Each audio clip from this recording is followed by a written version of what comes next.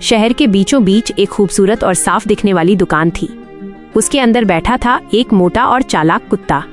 उसके चेहरे पर एक बनावटी मुस्कान रहती, लेकिन आंखों में साफ लालच झलकता था। वो बड़ी चतुराई से चावल में कंकड़ मिलाता, दूध में पानी डालता और मसालों में सस्ता पाउडर मिलाकर ग्राहकों को ठगता।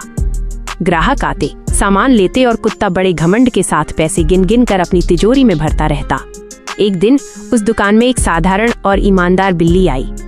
सादे कपड़े और शांत चेहरे वाली उस बिल्ली की आंखें बहुत तेज थीं। कुत्ते ने उसे हिकारत से ऊपर नीचे देखा और बिना कुछ बोले बस अपनी हंसी और इशारों से उसका मजाक उड़ाया। बिल्ली ने चुपचाप चावल खरीदे, पैसे दिए और वहां से चली गई।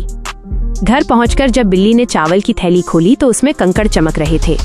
उसे देखकर बिल्ली दुखी नहीं हुई, बल्कि उसका चेहरा और भी समझदार और दृढ़ हो गया। वो तुरंत वापस दुकान पर पहुंची और कुत्ते को चावल में मिले कंकड़ दिखाए। कुत्ते ने कंकड़ देखे, लेकिन बेरुखी से अपने कंधे उचका दिए। उसका सख्त चेहरा साफ कह रहा था, इतने पैसे में यही मिलेगा। बिल्ली ने कोई बहस नहीं की, बस एक शांत नजर से उसे देखा और चली गई। रात हुई तो कुत्ते ने दुकान बढ़ाई। उसने दिन भर की कमाई तिजोरी में रखी, लेकिन अपनी लापरवाही और घमंड में वो तिजोरी पर चाबी लगाना भूल गया।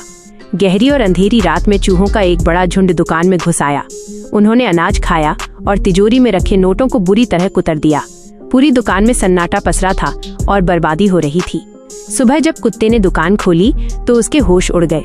अनाज खत्म हो चुका था और पैसे कटे फटे पड़े थे। वो अपना सिर पकड़कर जमीन पर बैठ गया।